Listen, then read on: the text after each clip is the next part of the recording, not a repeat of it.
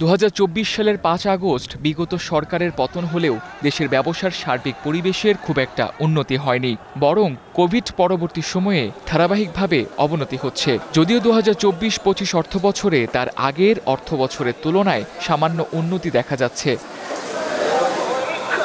ব্যবসায়ী সংগঠন এমসিসিআই ও গবেষণা প্রতিষ্ঠান পলিসি এক্সচেঞ্জ যৌথভাবে ব্যবসার পরিবেশ সূচক প্রতিবেদন প্রকাশ করেছে, যেখানে সূচক ধরা হয়েছে 0 থেকে 100। এতে দেখা যায় গেল অর্থবছরে সূচক দাঁড়িয়েছে 59.69, আর 2023-24 অর্থবছরে ছিল 58.75।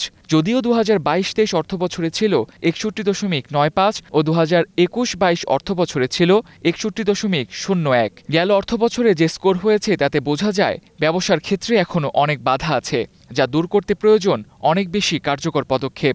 আমাদের আর নিচে যাবার কোনো পথ নাই। আমাদের পাশের দেশ যদি এত ভালো করে থাকে, why can't we? How, in what aspect they are better than us? We are intelligent nation. We know math. We know this. We have of course problems, but we have to have a dialogue. আমাদের automation আনতেই হবে in the bureaucracy. there is no two way about it. অটোমেশনের কিন্তু কোনো বিকল্প আর নাই। আমাকে কিন্তু এদিকে এখন অ্যাড্রেস করাইতেই হবে। আমার টেকনিক্যাল ইনস্টিটিউটগুলিকে আমাকে ওইভাবে সাজাইতে হবে।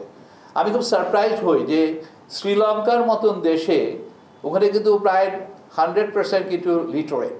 প্রতিবেদনে দেখা যায় 2024-25 অর্থবছরে ব্যবসা শুরু ও জমি প্রাপ্তি সূচকে উন্নতি হলেও এখনও অবৈধ লেনদেন অব্যাহত আছে। বিরোধ নিষ্পত্তি, কর পরিশোধ ও ঋণের প্রাপ্যতা সূচকেও উন্নতি হয়েছে। তবে তথ্য প্রাপ্তি, অবকাঠামো সুবিধা, শ্রম নিয়ন্ত্রণ, বাণিজ্য সহজীকরণ, প্রযুক্তি গ্রহণ এবং পরিবেশগত মান নিয়ন্ত্রণ, এই 6 সূচকে পরিস্থিতি আগের চেয়ে খারাপ হয়েছে। প্রতিবেদন প্রকাশ অনুষ্ঠানে বাণিজ্য উপদেষ্টা জানালেন, ব্যবসার পরিবেশ উন্নয়নে কাজ করছে সরকার। দেশের বিদ্যমান সুদহার বিনিয়োগের জন্য একটি বড় বাধা। আমি আশা করছি আগামী বছর দেশের সুদহার অনেকটাই কমে আসবে। এছাড়া বিনিয়োগ ও ব্যবসায়িক পরিবেশ নিয়ে কারো কোনো অভিযোগ থাকলে তা সরকারকে সরাসরি জানাতে পারেন। বর্তমান আমলে সবাই কথা বলার সুযোগ পাচ্ছে। আগের মতো কোনো বিশেষ গোষ্ঠীকে বিশেষ সুবিধা দেয়া হচ্ছে না।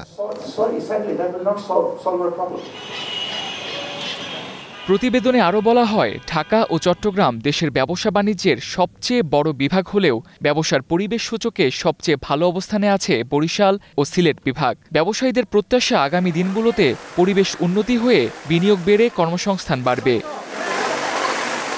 Tamjid Ahmed, star news.